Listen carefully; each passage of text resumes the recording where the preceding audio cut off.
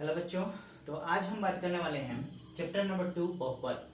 ठीक है, तो ये एग्जाम्स के लिए काफी इंपॉर्टेंट है। इसमें मैं सारी चीजें नहीं पढ़ाऊंगा, लेकिन जो एग्जाम से रिलेटेड आपके जो टॉपिक्स हैं मैं उन सभी टॉपिक्स को पढ़ाने वाला हूँ। ठीक है, तो बहुपद को जानने से पहले सबसे पहले तो हमें चर और अचर को जानना पड़ेगा।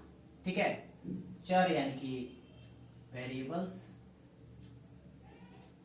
और अचर यानी कि कांस्टेंट। देखो, चर मतलब जिसका वैल्यू बदले। जैसे मान लो गणित में आप देखते हुए कहीं a का इस्तेमाल किया गया है, कहीं b का, कहीं x का, कहीं y का। ये जो सिंबल्स जो यूज किए जाते हैं, प्रतीक यानी चिन्ह जो यूज किए जाते हैं, उसको चर कहते हैं। इसका मान बदल सकता है।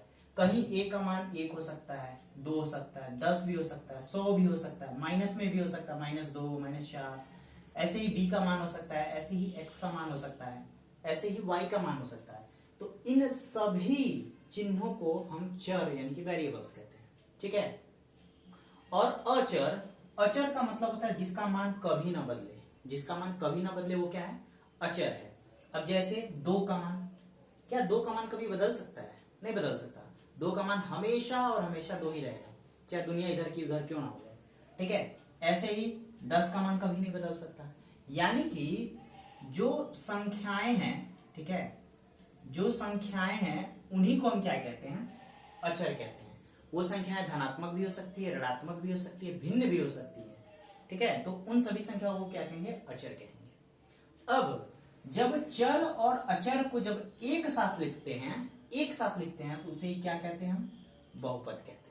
ठीक है, अब बहुपद आपको कक्षा 9 में पढ़े होंगे। एक पद, द्विपद, 3 पद, 4 पद, मतलब चतुर्थ पद, त्रिपद, तो बहुत सारे पद होते हैं। अब जैसे मान लो हमने ले लिया यहाँ का a और यहाँ का ले लिया 2, तो 2a ये एक हो गया बहुपद।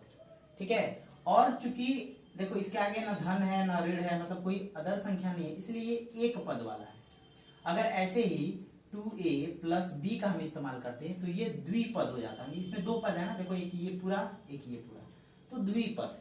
ऐसे ही 3 पद हो जाता, जैसे मान लो यहाँ पे हो जाता कि 3x। ठीक है, तो ये 3 पद हो गए। या फिर सिर्फ सिंपली एक ले लो, तो 1 पद, 2 पद और 3 पद, 3 पद है।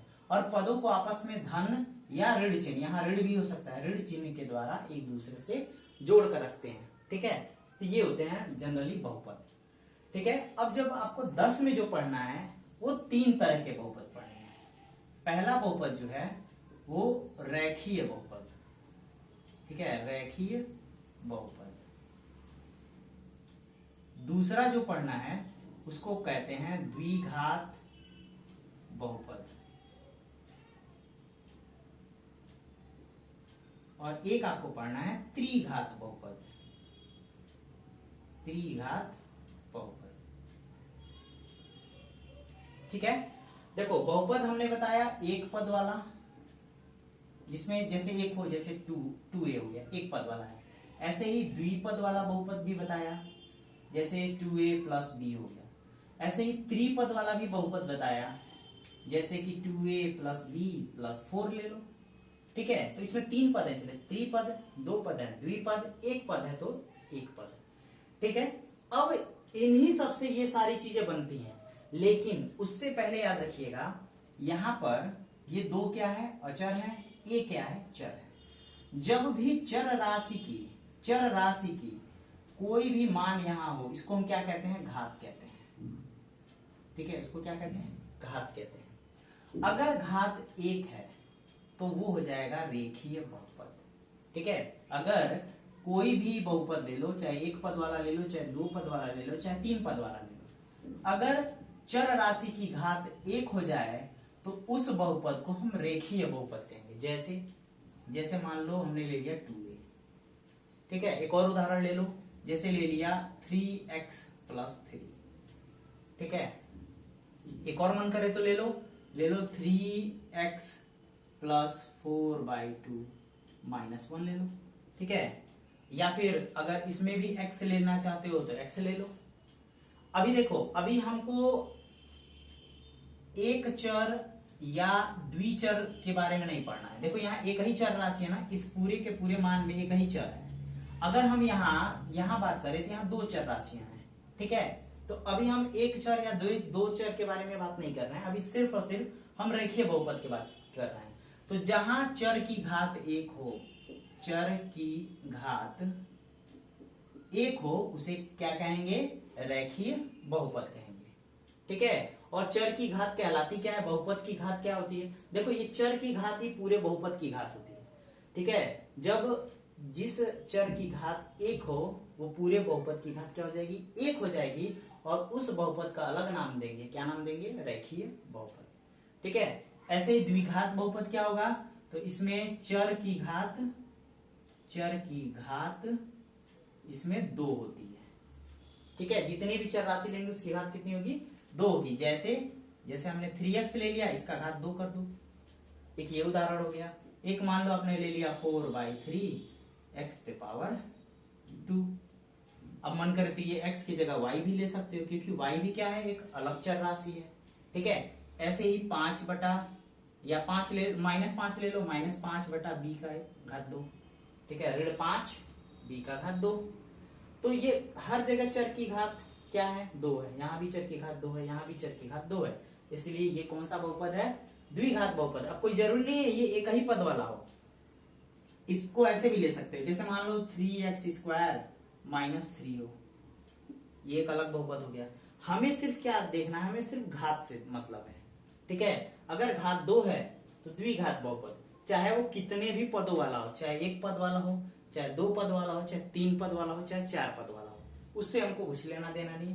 हमें सिंपली क्या देखना है कि घात कितनी होनी चाहिए? 2 होनी चाहिए, ठीक है। ये हो गया।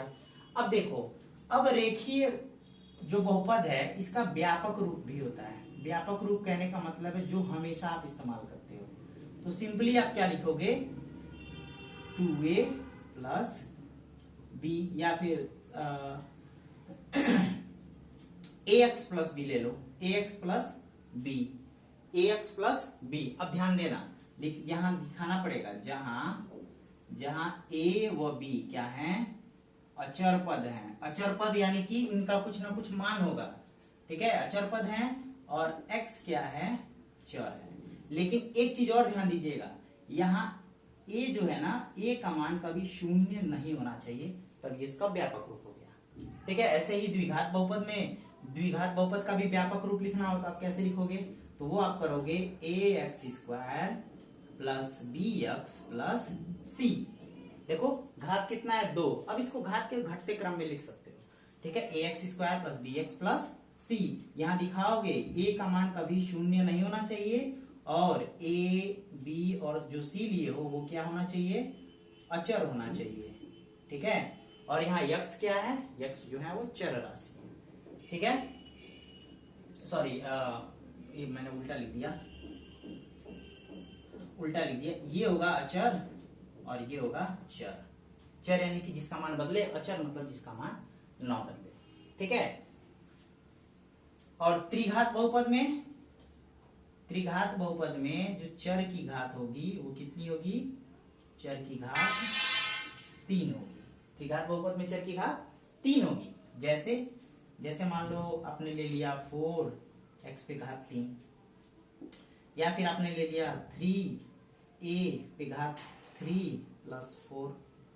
तो इस तरह में जब भी चर की घात 3 हो उसको क्या कहेंगे? त्रिघात बहुपद। ऐसे ही मान लो -4/3 पे घात x पे घात 3, तो ये क्या हो जाएगा? ये हमारा त्रिघात बहुपद, क्योंकि जो हमारा वेरिएबल्स है उसकी घात कितनी है? 3 है। और एक चीज और, कि जो घात होते हैं ना, ये कभी ऋणात्मक नहीं हो सकते, भिन्न नहीं हो सकते। यानी कि ये ऋण के रूप में आप नहीं ले सकते और ना ही 3/2 के रूप में ले सकते हो। तो ये जो होंगे वो हमारे बहुपद होंगे, रेखीय बहुपद, द्विघात बहुपद और त्रिघात बहुपद।